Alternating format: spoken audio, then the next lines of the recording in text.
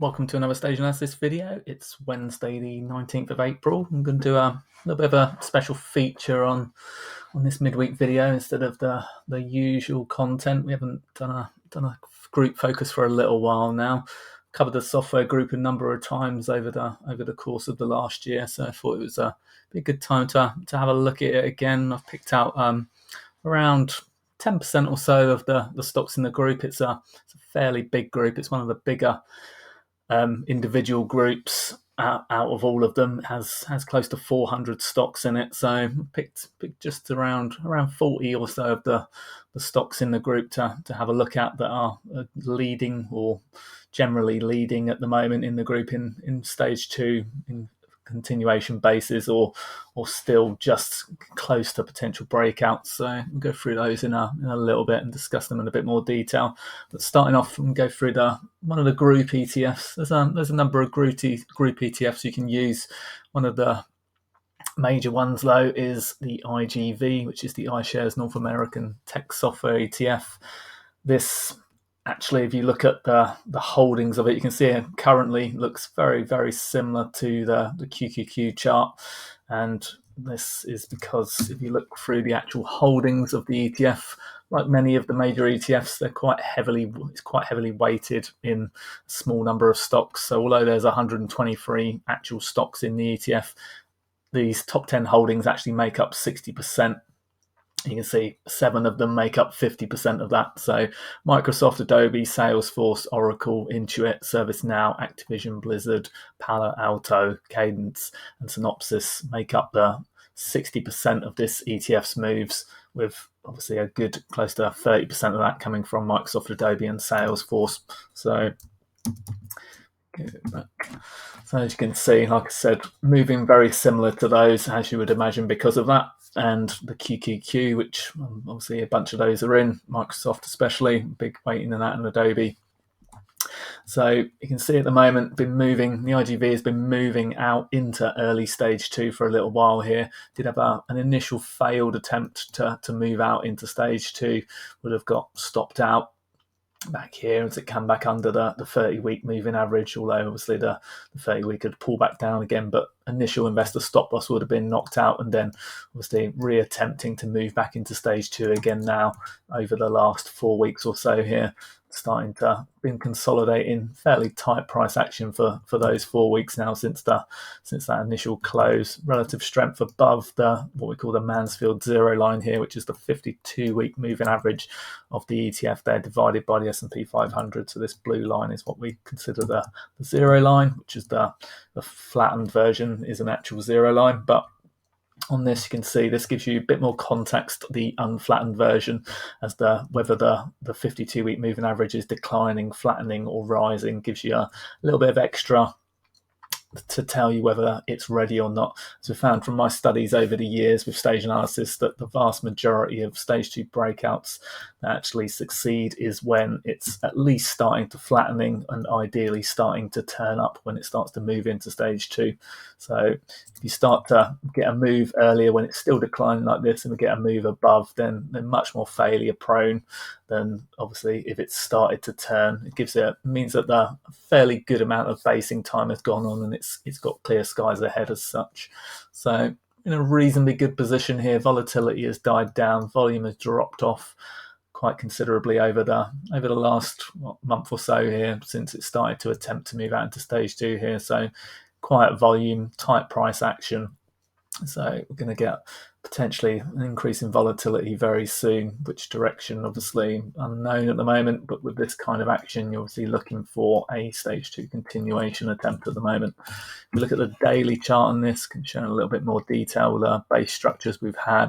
The initial, obviously, base structure here that formed with your selling climax, automatic rally, secondary test, classic Wyckoff phase A, some up thrusting in phase B here before it's made a higher low and started to move out. So you can see from the initial structure down here, around, if if you break that down into two halves here, you can see the initial phase A of the structure obviously tested, the secondary test got all the way back down towards the lows again, but then the vast majority of the rest of the price action actually formed in the upper half of this structure, with only a small spring type action through here. So it started to move back out again from phase C into phase D here, sign of strength rally up through, and then as we started to break through this first pivot here, you started to move into a potential early stage 2. As I said, came back in again, was a failed initial attempt to move into stage 2.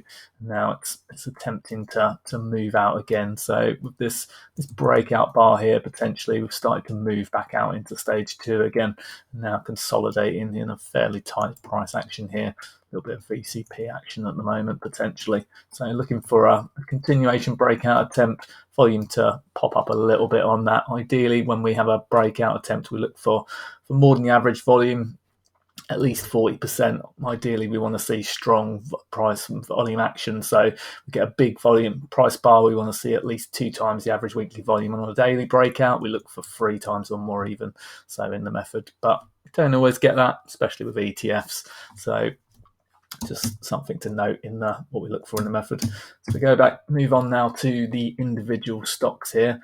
So this I wanted to talk about there's a bunch of, obviously with earnings season beginning at the moment, we've started to get some earnings coming out. Netflix yesterday, Tesla today, which breaking down in the after hours, so starting to look more negative there. The weekly SATA score has dropped to a 1, so it's in one of the weakest overall groups as well, so that's looking a little bit bad, but nothing to do with software, and obviously overall, but it obviously would potentially have an effect on the market as being one of the mega caps. So definitely something to consider. But getting back to these, we've got earnings coming up, as you can see, over the course of the next month here. Especially we've got till the next 2 weeks here. You can see there's around, I count about 16 of these. What have we got? 40 in here. So just around under half of the stocks reporting in the next 2 weeks, with not too many here, 6 or so reporting in the next week. So let's get into these a little bit more detail.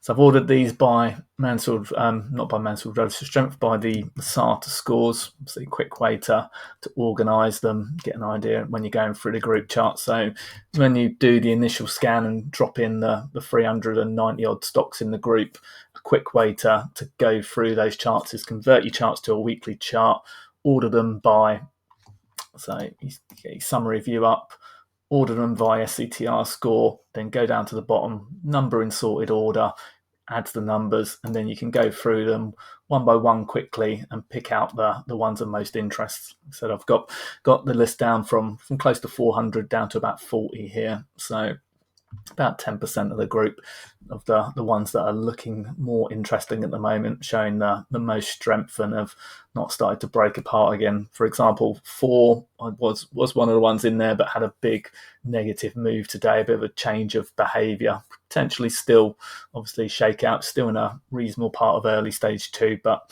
it's starting to look a little bit more choppy in there. And once we get a change of behaviour, potential stage 3 characteristics start to creep in. So it could be stuck in a base for a while there.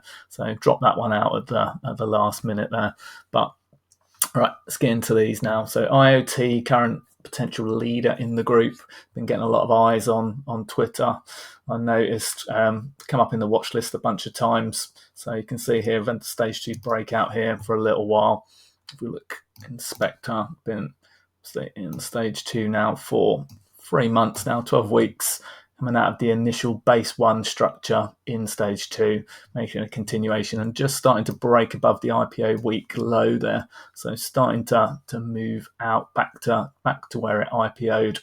So looking a little bit more positive. Relative strength versus the S&P 500 has been massively outperforming since January at the stage 2 breakout. You can see it's had a really strong initial stage 2 advance here of almost 60%. So this one continues to look interesting. If we drop to the daily chart, you can see the break here.